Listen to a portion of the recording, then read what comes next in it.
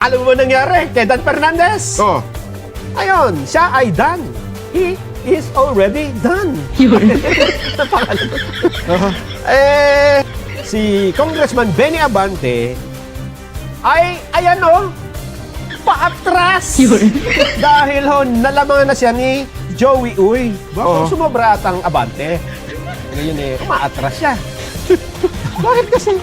Si Stella Kimbo, sa Quadcom din to, di ba? Ayan, sa Marikina, Sa mga gumipit doon sa usapin nung nagkakaroon. Hindi naman gumipit, kundi doon sa pagdinig ni BP Inday Sara, di ba? Ito yung nakasagutan ni Kong Dante na ano bang ating rules na pinatutupad dito? Siya yung chairperson that time eh. Oo.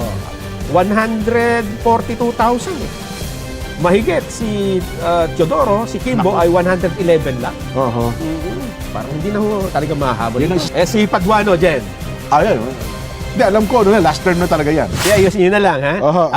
Hintayin natin si Senador Bongo. Pero ang isa sa gustong malaman, Jen, yung Quadcom eh. Kasi active na active sila nung... Quadcom? Quadcom. Yung bumubuo ng yung apat na komite. Hindi ba, nagkaroon ng eleksyon? Kailangan silang tumakbo at manalo uli. Ano bang nangyari sa kanila? Ha? Anong nangyari? Halimbawa, ito. Benny Abante. Si Congressman Benny Abante, siya ho ay Umabante pa ba? for re-election. Yan ho sa Maynila. Pang district po to. 6th District of Maynila. Alam mo bang nangyari? Si Congressman Benny Abante ay, ayan o, paatras. Dahil ho, nalamangan na siya ni Joey Uy. Pero close fight din, ha? Close fight? Almost 3,000 to 4,000, 2,000 to 3,000 lang ang lamang. Aba, 1,000 lang mahigit. 1,000 lang ba? Oo nga pala, 1,000 lang. Official na ba? 100% na ba ito? Hindi pa natin alam. Yan ang sinasabi natin ngayon kay Kong Benny Abante. No? Joey, nayari kayo ni Uy. Na Abante. Sumobra atang Abante. Ngayon umaatras siya. Eto naman si Dan Fernandez yan. Yung... Ayun ako, interesado ako dyan. Pati yung kanyang anak. Yung pumupungay ang mata kay Kay bebe ko. Ano pangalan nun? Nakalimutan ko na ito. Bakit kasi? Ha? Kay Cassie. Si Cassie. Kabisado si Cassie. Mukhang may picture itong cameraman natin, Alam mo ba nangyari kay Dan Fernandez? Ayun, siya ay done. He is already done. Naku, pangatlo pa pala siya. Pangatlo siya. Tumatakbo ko itong gobernador eh. Ayun, At ang winning doon ay si Sol Aragones. Yung aking partner sa ABS-CBN, Sol Aragones, ha? At mukhang nakatulong pa yung pag-endorse niya kay Kong Dante Marcoleta dyan eh. Kasi nung in-endorse niya si Kong Dante Marcoleta, binas po si Sol Aragones. Yung mga dating kasama niya doon sa himpilan. Kaya lang sa halip na ito ay makabawas ng boto, mukhang nakatulong pa at naintindihan ng taong bayan kung bakit ipinasara ang himpilan na yon. Diba? Kasi ang tagal na nun eh. Nako. Di sa halip na mapasama pa rin, napabuti pa si Sol Aragones. Napabuti? Sol Aragones? Oo. Si Stella Kimbo, sa Quadcom din to, di ba? Ayan, sa Marikina. Siya po ay tumakbong mayor. Kaya lang, mukha akong hindi mananalo. Alam mo ba kung bakit? Kasi ang lamang mataaswan lamang nung kalaban niya, si Maan Teodoro. Asawa ho ni Mayor Marcy. 142,000 eh. Mahigit si Teodoro, si Kimbo ay 111 lang.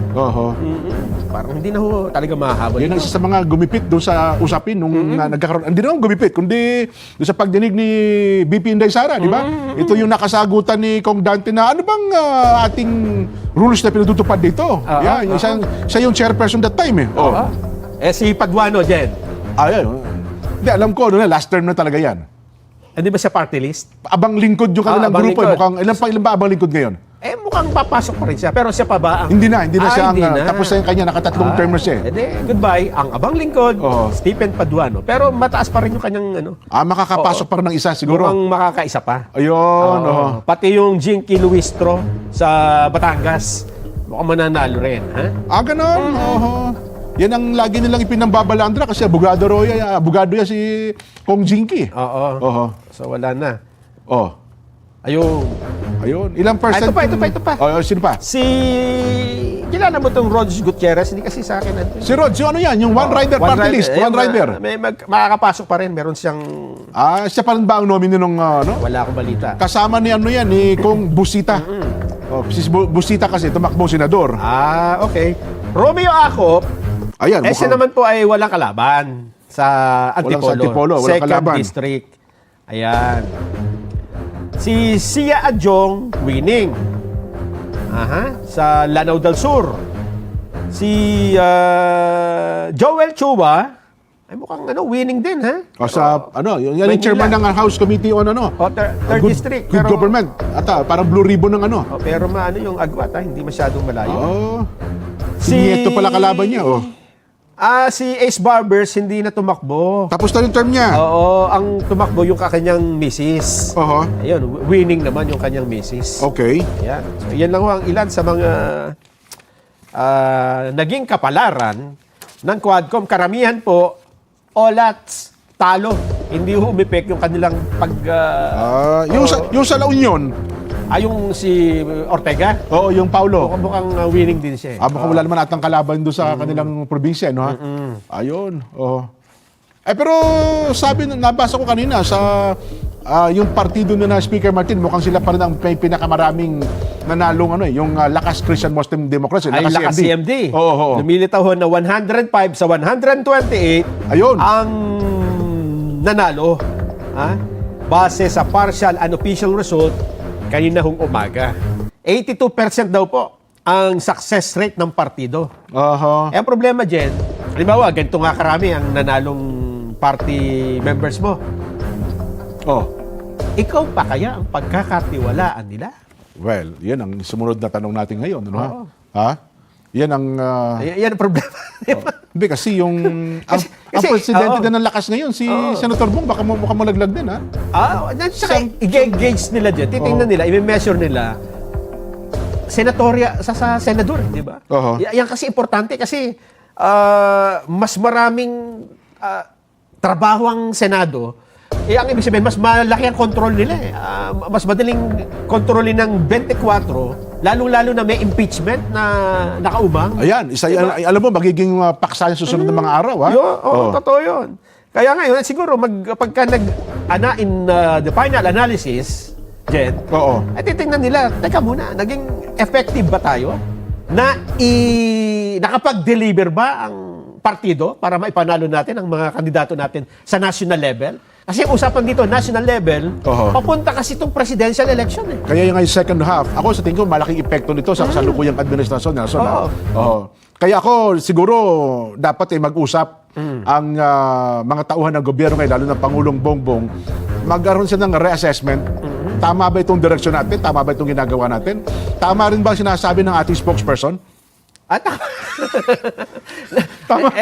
Tama pa ba yung kanyang estilo ngayon? Hindi, ito nga dyan, di ba? Hindi kasi sila, nakikinig sila sa programa, nanonood, pero naghahanap lang sila ng kung anong gusto nila, yung papabor sa kanila, di ba? Pero matagal na po namin sinabi dito, number one, mali po yung style nyo ng communication, yung pag-abot nyo sa tao, naglagay kayo dyan ng aaway. Ang sabi kasi nila, Nelson, hindi, kasi dati, nung simula kami ang inaaway eh. Hindi kami hindi sumasagot. Ngayon, kumuha kami ng taong sasagot. Ayaw nyo pa rin? Ayaw ho talaga ng tao. Kasi gusto ng tao, kapag ka nasa posisyon ka na, dapat hindi kayo nang-aaway. Kasi nasa posisyon, natural lang na awayin kayo. Yan ang Pilipino. Ngayon, kung nasa ibang bansa at ibang kultura, pwede siguro yan. Maglagay ka ng tagapagsalita na ang spokesperson mo gusto makipag-away sapagkat ganun sila. Pero sa Pilipinas, naalala ko biglan, pumapasok lagi sa isip ko, Secretary Bunyi ng Muntinlupa. Ayan, Toting Bunyi.